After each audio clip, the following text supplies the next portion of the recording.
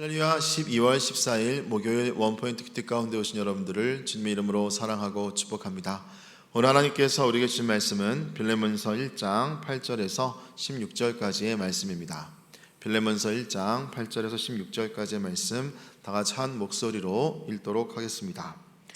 이러므로 내가 그리스도 안에서 아주 담대하게 내게 마땅한 일로 명할 수도 있으나 도리어 사랑으로서 간구하노라. 나이가 많은 나 바울은 지금 또 예수 그리스도를 위하여 갇힌 자가 되어 갇힌 중에 낳은 아들 오네시모를 위하여 내게 간구하노라. 그가 전에는 내게 무익하였으나 이제는 나와 내게 유익함으로 내게 그를 돌려보내니 그는 내 신복이라. 그를 내게 머물러 있게 하여 내 복음을 위하여 갇힌 중에서 내 대신 나를 섬기게 하고자 하나 다만 내 승낙이 없이는 내가 아무것도 하기를 원하지 아니하노니 이는 너의 선한 일이 억지같이 되지 아니하고 자유로 되게 하려 함이라. 아마 그가 잠시 떠나게 된 것은 너로 하여금 그를 영원히 두게 함 일이니 이후로는 종과 같이 대하지 아니하고 종 이상으로 곧 사랑받는 형제로 둘 자라. 내게 특별히 그러하거든 하물며 육신과 주 안에서 상관된 내게랴. 아멘. 이 시간 회복시키는 중재자라는 제목으로 담임 목사님께서 큐티 인도해 주시겠습니다. 할렐루야. 특별히 이 빌레몬 같은 경우는 이 골로새 지역에 살았던 아주 부유한 그리스도인으로서 사도 바울이 에베소에 사역할 때 그리스도인이 되었는데 지금까지 그는 바울과 함께 아름다운 지금 동역을 하고 있어요. 근데 오늘 빌레몬서 1장 8절에서 16절을 보면은 여기 이제 8절에 이렇게 말합니다. 내가 그리스도 안에서 아주 담대하게 내게 마땅한 일로 명할 수도 있으나 도리어 사랑으로서 간구하노니. 뭘 간구할까? 나이가 많은 나 바울은 지금 또 예수 그리스도를 위하여 갇힌 자 되어. 지금 이게 감옥에서 하고 있는 겁니다. 감옥, 로마의 감옥에서 사랑하는 믿음의 동역자 빌레몬에게 간곡한 부탁을 기도 가운데 하고 있는 거죠. 사랑이 묻어 있고 애정이 있음을 이제 우리는 느끼게 돼요. 그런데 여기서 무슨 부탁을 하는가 하면 10절에 보니까 갇힌 중에서 낳은 아들 오네시모. 여러분 빌레몬서에 나오는 그 유명한 노예 이름, 노예가 이름을 실명으로 드러내는 것은 아마 놀라운 일이죠. 그때 골로새에서 가정교회를 하고 있던 빌레몬에게 오늘 지금 오네시모를 부탁하는 거예요. 그럼 오네시모는 누구였는가 하면 오늘 골로새 지역에서 부유한 집안을 운영했던 그 골로새의 빌레몬의 참 노예입니다. 그 가정 노예가 일정한 재물을 훔쳐서 달아난 거예요. 잡히면 죽는 겁니다. 특별히 로마는 이 노예 제도를 철저하게 관리했기 때문에 이 노예들의 이 범법에 대해서는 가차가 없는 것이죠. 그런데 사실은 이 오네시모가 사도 바울이 감옥에 있을 때 그에게 전도를 해서 예수님 믿게 되었다는 거예요. 그래서 갇힌 중에서 낳은 아들이다, 이런 말을 하게 된 겁니다. 참 사도 바울은 여러분 이런 면에서 보면 전천후적인 전도자. 그는 장소가 중요한 게 아니에요. 우리가 늘 성경에서 만나는 것은 감옥 가면 인생 끝난 거 아니고 감옥은 생산의 자리요, 감옥은 재창조의 자리요, 감옥은 소명 감당의 자리요. 얼마나 많은 존 버년이든 루터든 바울이든 이 감옥에서 이 목회 서신이 이 하나님의 음성을 들었기 때문에 사도 요한도 반모섬에 감옥처럼 귀양 보내진 겁니다. 거기서 계시를 듣지 않습니까?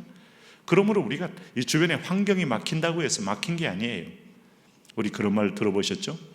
오늘 사방이 막히면 위는 뚫려 있다. 위는 하나님이 계신 자리에 하나님의 임재가 있기 때문에 그 자리는 오히려 계시받는 자리요, 하나님과 수직적인 관계를 깊이 회복하는 자리다.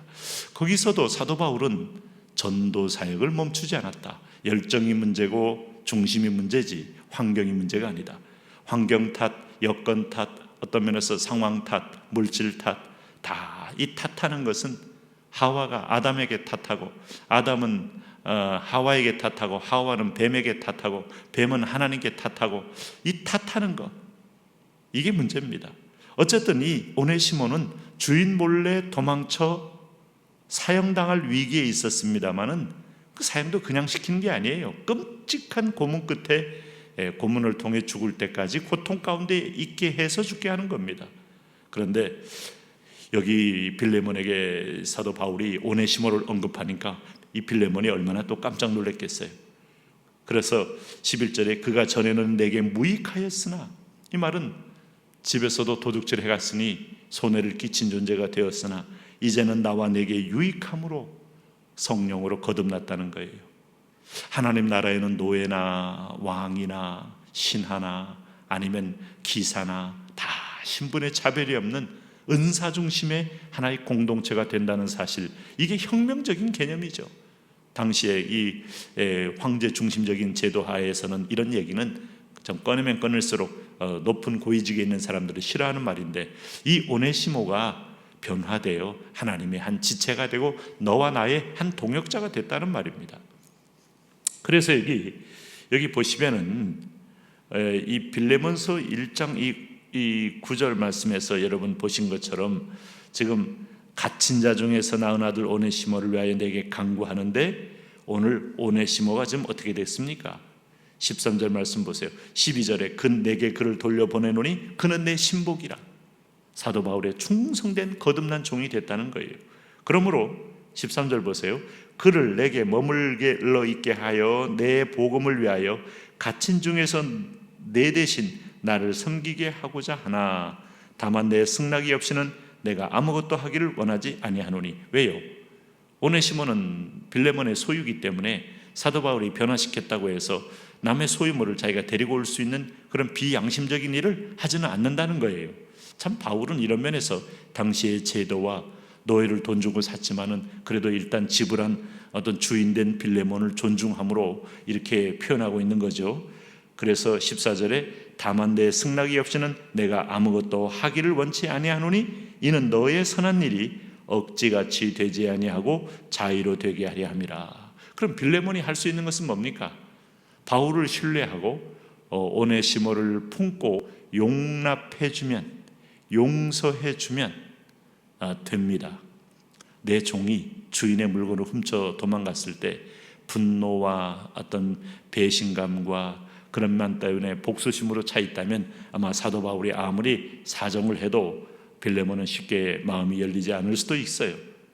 그러나 이것은 억지같이 되지 아니하고 자의로 되게 하려 하여, 이게 하나님의 사람들이 일을 풀어가는 방식이라고 봐요. 두들겨 맞아서 되는 것은 여러분 가장 저열한 수준의 일이죠. 부모에게 맞아서 공부합니까? 맞아서 이제 순종한다고 합니까? 그럼 그 인격이, 부모는 약해지고 아들은 커지는데 그때도 때려서 순종시킬 겁니까? 하나님 앞에서 자의로 양심이 움직이고 신앙 양심이 움직이고 마음에 긍휼함이 생기는 것, 이 사랑이 와야 사람은 움직이는 거 아니겠어요? 이게 바로 성령을 함께 신뢰하는 성령 공동체의 특징이죠. 그 바울은 이 하나님을 알았어요. 그렇기 때문에 오히려 나는 너희를 위하여 오네시모를 위하여 너에게 하나님께 간구한다 하는 말을 쓰는 거예요. 그래서 15절에 보세요. 아마 그가 잠시 떠나게 된 것은 너로 하여금 그를 영원히 두게 함이니리. 이후로는 종과 같이 대하지 아니하고 종 이상으로 곧 사랑받는 형제로 둘 자라. 내가 특별히 그러하거든 하물며 육신과 주 안에서 상관된 내게랴. 어려운 얘기입니다. 어제까지만 해도 백정이었고 어제까지만 해도 노예였던 사람을 어때요? 거기다가 도둑질 한까지 한 놈을 종 이상으로 곧 사랑받는 형제로 둘 자라. 이게 복음이에요. 이게 신분에 대한 회복이에요. 그래서 이스라엘에서는 50년 만에 땅을 다시 본 주인에게 돌려주는 거고 희년 제도가 있는 겁니다. 빈부에 지나친 격차는 계급을 낳고 계급은 차별을 낳기 때문에 이것은 여러분 결코 주님의 뜻이 아니라 이거죠. 오늘도 우리는 이런 관용과 그리고 바울의 태도와 빌레몬의 태도와 그리고 오네시모 같은 존재의 회복, 이런 모든 것들이 우리에게도 어떤 태도로 하나가 되어야 할까를 가르쳐 줍니다. 그런 성령의 인도를 받으시기 바랍니다. 하나님, 노예든 빈자든 부자든 우리가 성령을 따라 한 형제되고 한 지체됨을 인정하며 품을 수 있는 그런 마음을 허락하여 주옵소서.